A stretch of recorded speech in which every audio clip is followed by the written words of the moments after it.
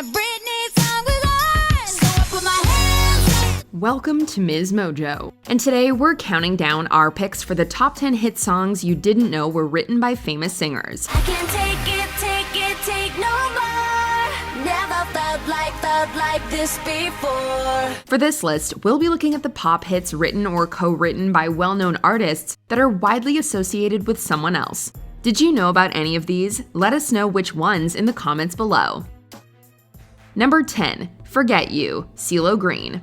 Released in the summer of 2010, CeeLo Green's Forget You was a huge success. See you driving round town with the girl I love, and I'm like, forget you. It made the top 10 in 13 different countries, hit number 2 in the United States, and was certified 7 times platinum.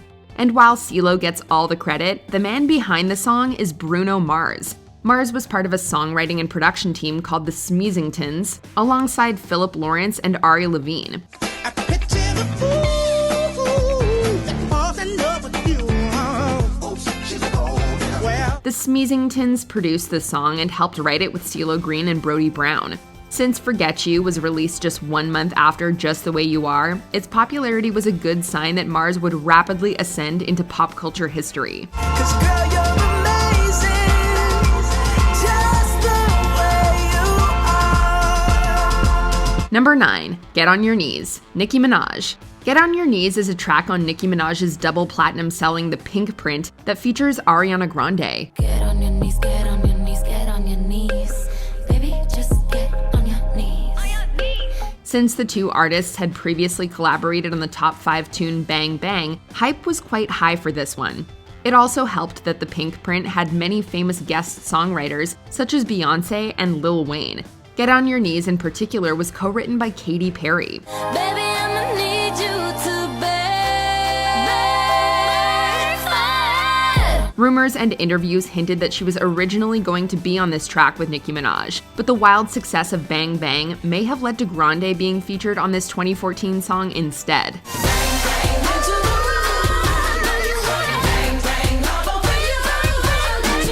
Number 8, Islands in the Stream, Kenny Rogers and Dolly Parton. Arguably the best country duet in music history, Islands in the Stream went through a lot of popular hands before it was released in the summer of '83. Do something to me that I can't explain. Hold me closer and I feel no pain. The song was actually written by the Bee Gees, the popular disco trio that dominated the mid to late 70s.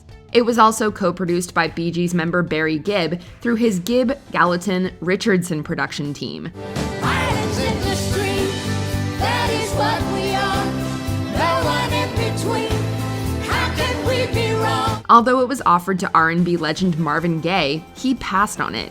From that point on, it landed with Kenny Rogers and Dolly Parton. The Bee Gees eventually released their own version of the song on their 2001 compilation, Their Greatest Hits: The Record. Islands in the stream, that is what we are. No one in between. How can we be wrong? Number 7, Trust Fund Baby, Why Don't We? The gold-selling single Trust Fund Baby proves that the notion of boy bands like Why Don't We are still alive and well. Now when the girl who takes a bus and who is baggy jeans, rocking Nike Airs, what the hell a low Betty? This American group's first major single appeared on their debut album 8 Letters. However, fans might not be aware that the song couldn't have been made without the involvement of pop superstar Ed Sheeran.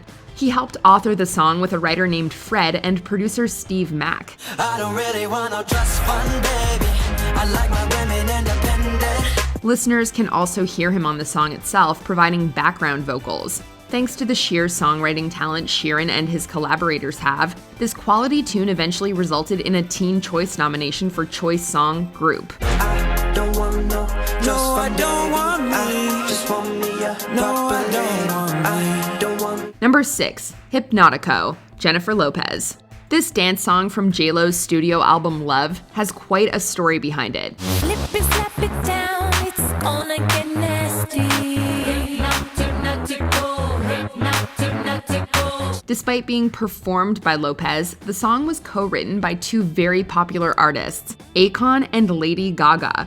At the time, Akon and producer Red One had been working together, and Lady Gaga was writing her debut album, The Fame. Can't read my, no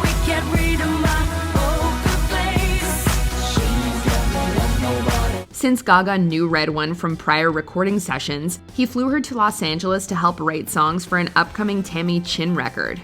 They teamed up with artists like Akon to create Hypnotico as a single for the album. Unfortunately, Chin's release was eventually cancelled. When Lopez began working with Red One, she discovered his unused Hypnotico and decided to bring it back for her album. All the boys will love it when we do our thing. We just some silly heartbreakers tonight.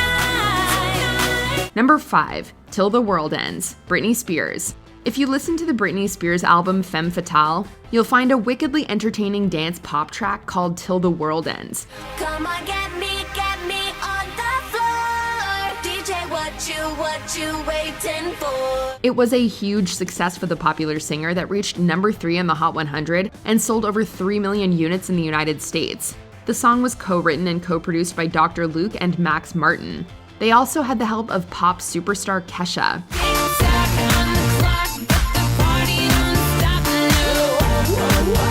In 2011, she told Vulture that writing Till the World Ends had given her the most pride. And we can definitely see why.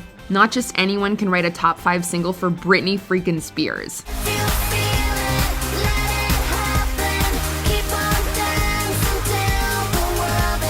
Number 4, Party in the USA, Miley Cyrus. In the late 2000s, country icon Miley Cyrus was switching from country pop to more radio-friendly pop rock. Jumped in the cab, here I am for the first time. Look to my right and I see the Hollywood sign. This is all so crazy. And while she experimented with the sound before Party in the USA, this song marked the point where she nailed the formula. Surprisingly, she apparently didn't even like it that much. The tune was produced by Dr. Luke and written with help from Claude Kelly and pop star Jessie J.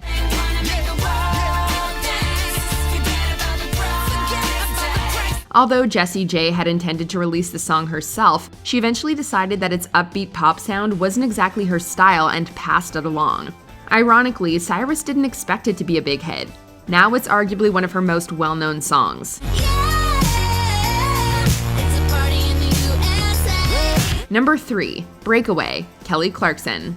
Kelly Clarkson's Breakaway was a fun folk pop tune that reached number 6 in the United States, and was even released as part of the Disney film The Princess Diaries 2: Royal Engagement.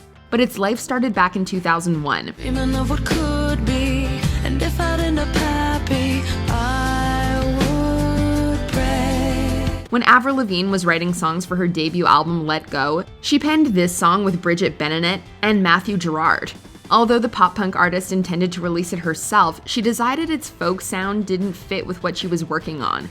It was then given to Clarkson. While she intended to release it as a casual single, the song was a huge success. Clarkson not only included it on her sophomore album, but named the entire record after it.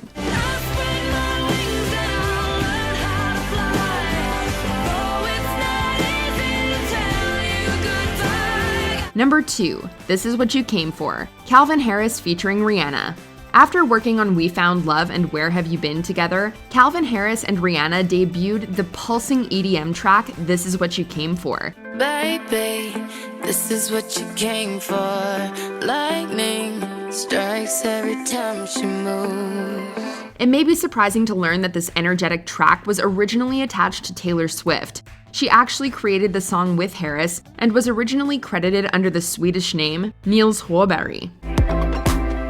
Who knows why it's gotta be this way? Swift chose this alias so her popularity wouldn't overshadow the song. Harris later revealed on Twitter that he wrote and produced the music video while Swift penned the lyrics. Everybody's watching her, but she's looking Aside from writing, Swift also appears in the song performing background vocals. Before we continue, be sure to subscribe to our channel and ring the bell to get notified about our latest videos. You have the option to be notified for occasional videos or all of them. If you're on your phone, make sure you go into your settings and switch on notifications. Number 1, Irreplaceable, Beyonce.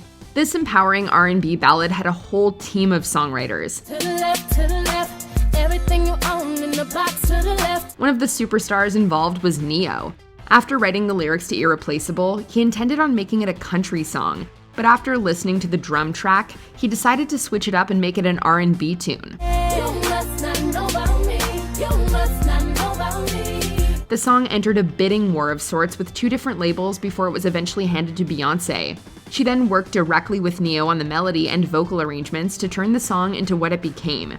After an incredible journey, Irreplaceable became a #1 hit that was eventually certified 3 times platinum in the United States. Don't you ever for a second get to thinking you're irreplaceable.